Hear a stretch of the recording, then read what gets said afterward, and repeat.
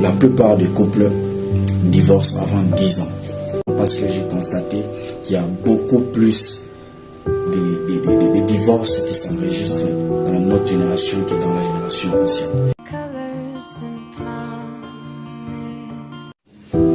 Alors, bonjour à tous, j'espère que vous allez bien. Aujourd'hui, j'aimerais parler de ces sujets. Je ne sais pas si je suis digne de les parler, mais je me permets quand même de les parler. Je suis célibataire, mais je pense qu'il est possible, comme je le fais souvent sur cette chaîne, c'est vous recommander des livres que vous allez lire qui vont permettre de vous développer dans un domaine bien spécifique. Alors, il est important pour moi aujourd'hui de vous recommander ces livres, ce que j'aurais aimé savoir avant de me marier. Moi, je suis célibataire et je pense qu'il est utile pour moi de lire ces livres avant peut-être de m'engager un jour à pouvoir me marier. Et ce n'est pas seulement pour les célibataires. Lorsque j'étais en train de feuilleter ces livres, je n'ai pas commencé aujourd'hui, je les lisais déjà depuis avant. Et je les lis juste cette semaine pour faire un peu cette petite vidéo avec et accompagner, recommander aussi à ces personnes qui aimeraient lire ces livres. Je vous recommande ces livres parce que il est très capital dans notre relation avec un partenaire, dans les relations et comment attiser une relation avec une flamme qui brille, avec une flamme qui vous permettra de durer dans le temps. Pourquoi je recommande ces livres? Parce que j'ai constaté qu'il y a beaucoup plus de divorces qui s'enregistrent dans notre génération que dans la génération ancienne. Comme ça. Donc, la plupart des couples divorcent avant 10 ans de mariage.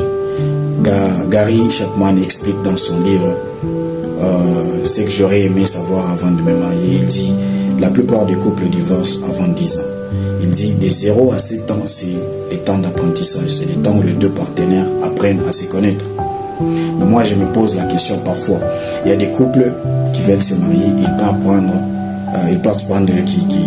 un autre couple qui ont 10 ans d'existence.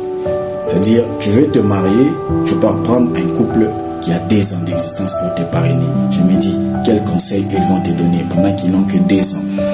Gary Chapman, il dit qu'ils sont encore dans la période d'apprentissage.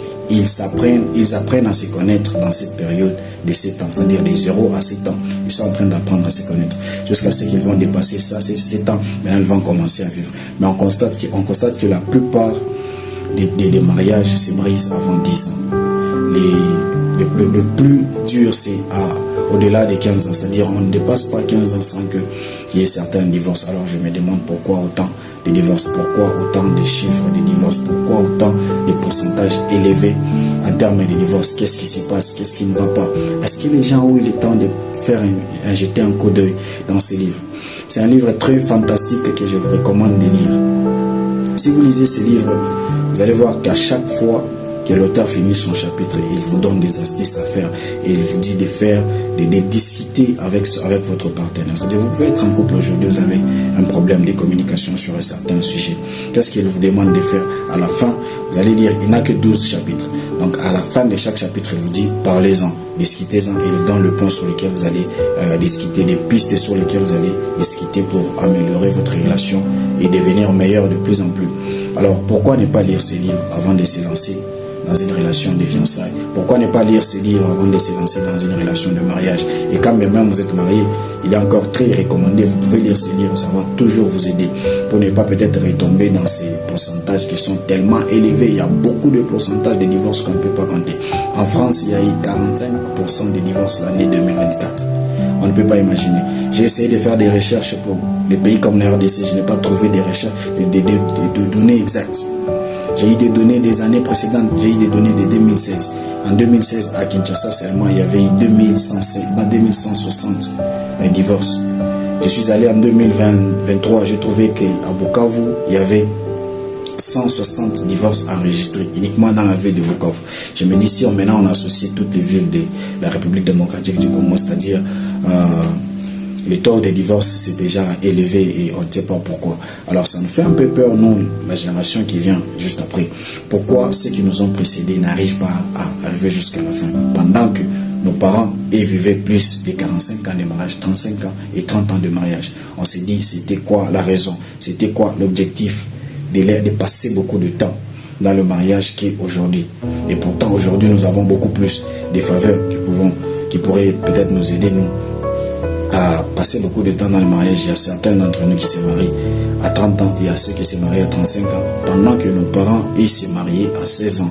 Ils se mariaient à 17 ans. C'est-à-dire un homme qui a 18 ans, qui a 17 ans, directement, il va aller se marier. Il n'a pas le temps perdre. Une femme qui a 16 ans, elle est éligible pour le mariage. C'est pas comme aujourd'hui, il y a de nos jeunes sœurs ou nos grandes sœurs qui se marient à 30 ans, à 38 ans, à 29 ans, qui se marient. Mais après avoir se marié, elles ne peuvent pas passer 10 ans dans le mariage sans pour autant divorcer. Alors dans un pays comme l'Afrique du Sud, il y a 39% de femmes qui sont des femmes célibataires aujourd'hui. Donc il y a 39% de femmes célibataires. Si on prend la totalité de toutes les femmes de l'Afrique du Sud, 39% sont des mamans célibataires. On se dit pourquoi elles divorcent. Qu'est-ce qui se passe? Est-ce qu'elles ont lu ces livres? Est-ce qu'ils ont eu le temps de checker de ce genre de conseils? Où sont leurs parents? Où sont leurs parents? Qu'est-ce que leurs parents font? Bon, je me demande aussi. C'est comme un aveugle qui conduit un aveugle. Je me dis qu'est-ce qui se passe. Alors en 2016 en RDC, on a identifié 45% de ménages qui ont été dirigés par des femmes célibataires. Mon pays, la RDC. Je me dis pourquoi autant de pourcentage? Pourquoi le mariage n'est plus comme auparavant? Le mariage ne tient plus. On part encore en France. En France, on donne des statistiques en 2024. Non, en 2016, il y a eu 45% de divorces. 45% des ménages qui se sont brisés. 45% de ménages qui se sont brisés. Et dans ces 45%, il y a 20%. 20% d'entre eux qui n'ont pas encore dépassé 10 ans. Et les autres, là, 15%, c'est ces mariages qui ont dépassé 10 ans. Et on donne 10% des mariages qui divorcent après 25 ans et 30 ans. C'est-à-dire, ce sont des cas extrêmes, des cas très rares qui arrivent parfois dans des situations qu'on ne sait pas expliquer. C'est-à-dire, après 25 ans de mariage, des personnes ont décidé de se séparer. Alors, je me demande pourquoi autant de pourcentage. Qu'est-ce que cela nous enseigne? Qu'est-ce que cela nous donne comme signe? Nous qui devons nous marier dans des années qui viennent. Qu'est-ce que ça nous donne? Je ne dis pas qu'il y a des mariages qui ne marchent pas. Il y a aussi des mariages qui marchent, c'est-à-dire beaucoup de pourcentages. Comme vous pouvez le voir en France en 2016, ça a été 45%, c'est qu'il y a 55 de mariages et 55% de mariages qui ont marché. Je ne dis pas qu'il y a des mariages qui ne marchent pas. C'est-à-dire si par exemple à Bukavu, comme j'ai donné en 2023, il y a eu 160 divorces, c'est-à-dire il y a autant qui se sont enregistrés, qui ont marché. Maintenant, pourquoi ces chiffres doivent être aussi autant élevés? Pourquoi? Qu'est-ce qui manque dans le couple? Alors je proposerai de lire ces livres à ceux qui ne sont pas encore mariés. Je proposerai de lire ces livres pour ceux qui sont encore dans les fiançailles. Même pour vous qui vous êtes mariés il y a 5 ans, il y a 6 ans. Vous pouvez lire ces livres, ça va vous aider. Et ça vous donne des pistes, des résolutions de problèmes. Ça vous donne des pistes de résolution de tous vos problèmes dans vos couples. C'est-à-dire, commençant par le plan spirituel, jusque sur le plan physique, voire même sur le plan du lit conjugal, voire même des moments intimes. Il explique tout dans ses livres. Et je pense que c'est quelqu'un qui a vécu la peine.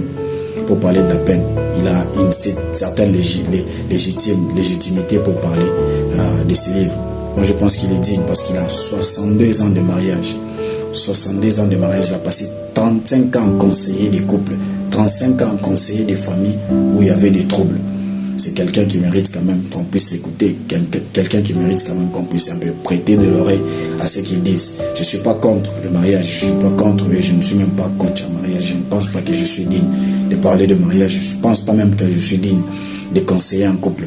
Mais je donne juste la recommandation de lire ces livres de Gary Chapman, ce que j'aurais aimé savoir avant de me marier. Alors, moi c'est votre frère. Sur cette chaîne, je partage des livres, je recommande des livres.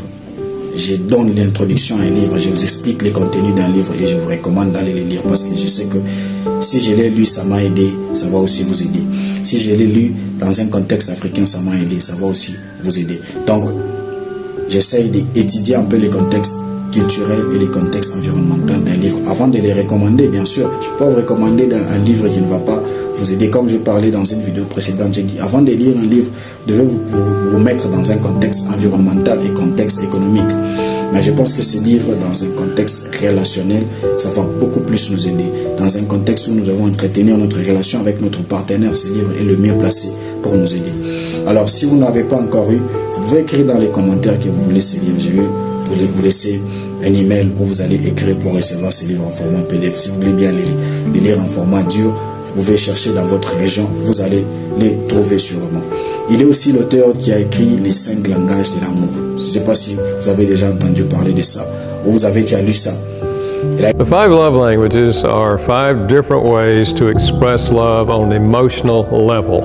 And they are words of affirmation, you look nice in that outfit, gifts, universal to give gifts as an expression of love. The gift says, they were thinking about me. Acts of service, doing something for the other person that you know they would like for you to do.